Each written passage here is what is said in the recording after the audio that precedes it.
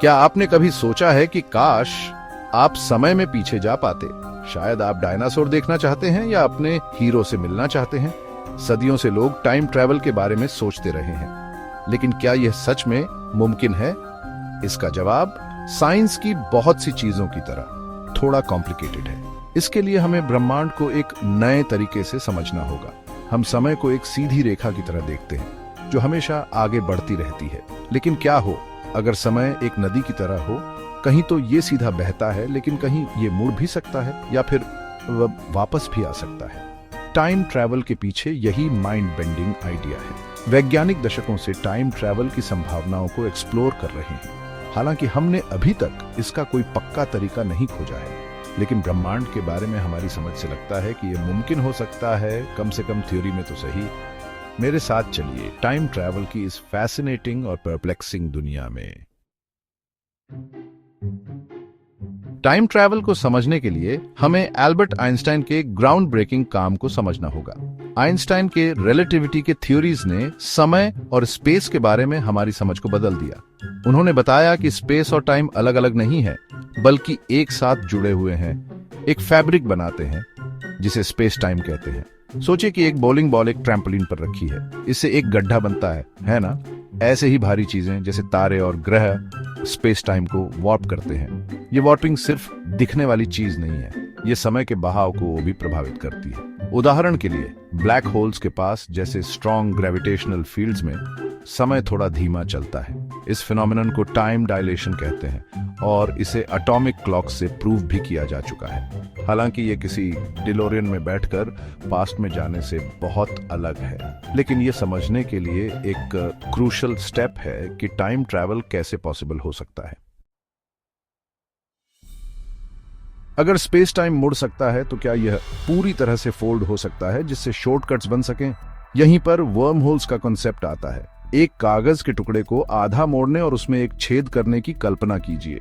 यह एक worm hole को समझने का एक आसान तरीका है। ये थियोरेटिकल टनल स्पेस टाइम में दूर के पॉइंट्स को कनेक्ट कर सकते हैं, जिससे वास्ट डिस्टेंसेस पर इंस्टेंटली ट्रैवल करना पॉसिबल हो सकता है और शायद समय के थ्रू ब्रिजेस का काम भी कर सकते हैं। लेकिन एक कैच है, वर्म होल्स बहुत अनस्टेबल होते हैं और इन्हें डायरेक्टली ऑब्जर्व नहीं किया गया है।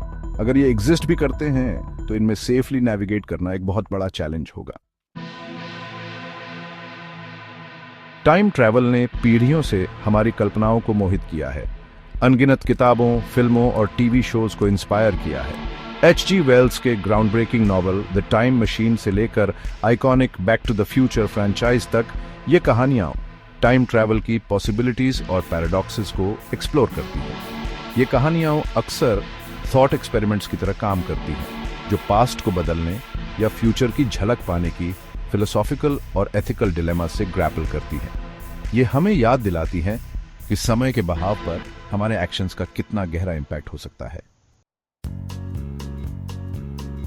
सेक्शन 5, दादाजी वाला पैराडॉक्स और टाइम ट्रैवल की दूसरी मुसीबतें।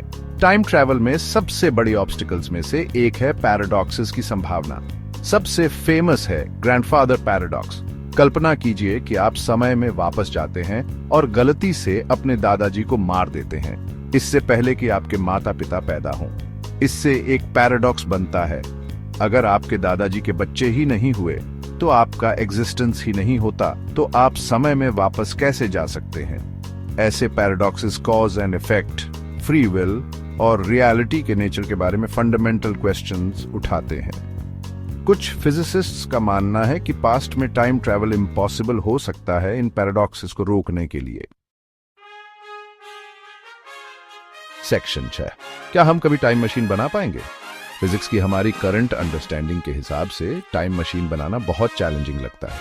इसके लिए बहुत ज्यादा एनर्जी मैनिपुलेट करनी होगी और शायद नेचर के नए पार्टिकल्स या फोर्सेस डिस्कवर करने होंगे। लेकिन साइंस में कभी भी नेवर मत कहो। कौन जानता है कि फ्यूचर में हम कौन सी इनक्रेडिबल टेक्नोलॉजीज डेवलप कर लें। शायद एक दिन टाइम ट्रैवल का सपना हकीकत बन जाए। सेक्शन 7, टाइम ट्रैवल के पैराडॉक्स और संभावनाएं। अगर हम टाइम ट्रैवल कर भी पाएं तो पैराडॉक्सेस रहेंगे। क्या हम पास्ट को चेंज कर पाएंगे या हमारे एक्शंस किसी कॉस्मिक रूल से बाउंड होंगे? क्या हम हर डिसीजन के साथ ऑल्टरनेट टाइमलाइंस क्रिएट करेंगे?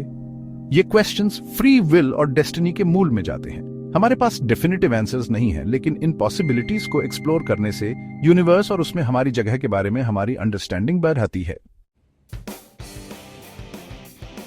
सेक्शन 8, समय से छेड़छाड़ की नैतिकता। टाइम ट्रैवल की संभावना प्रोफाउंड एथिकल क्वेश्चंस खड़ी करती है। अगर हम पास्ट को चेंज कर सकते हैं तो क्या हमें करना चाहिए? प्रेजेंट और फ्यूचर पर हमारे एक्शंस का क्या इम्पैक्ट होगा? बटरफ्लाई इफेक्ट हमें याद दिलाता है कि छोटे से छोटे चेंजेस भी समय में रिपल इफेक्ट क्रिएट कर सकते हैं, जिससे अनप्रेडिक्टेबल और शायद कैटास्ट्रोफिक कॉन्सिक्वेंसेस हो सकते हैं। टाइम ट्रैवल की एथिक्स के लिए केयरफुल कंसिडरेशन और पोटेंशियल रेमिफिकेशंस की डीप अंडरस्टैंडिंग की जरूरत होगी। सेक्शन 9, टाइम ट्रैवल का भविष्य क्या मुमकिन हो सकता है? टाइम ट्रैवल अभी भी साइंस फिक्शन में है, लेकिन समय को समझने की कोशिश साइंटिफिक एक्सप्लोरेशन का एक कॉर्नरस्टोन है। जैसे जैसे हम यूनिवर्स के मिस्ट्रीज को अनरावल करते रहेंगे, कौन जानता है कि हम क्या डिस्कवर कर लें। शायद एक दिन हम ऐसी टेक्नोलॉजीज डेवलप कर लें जो हमें टाइम को ऐसे मैनिपुलेट करने दें जैसे आज हम सिर्फ इमेजिन कर सकते हैं। तब तक टाइम ट्रैवल का सपना हमारी कल्पनाओं को फ्यूल करता रहेगा और हमें साइंटिफिक डिस्कवरी की बाउंड्रीज को पुश करने के लिए इंस्पायर करता रहेगा।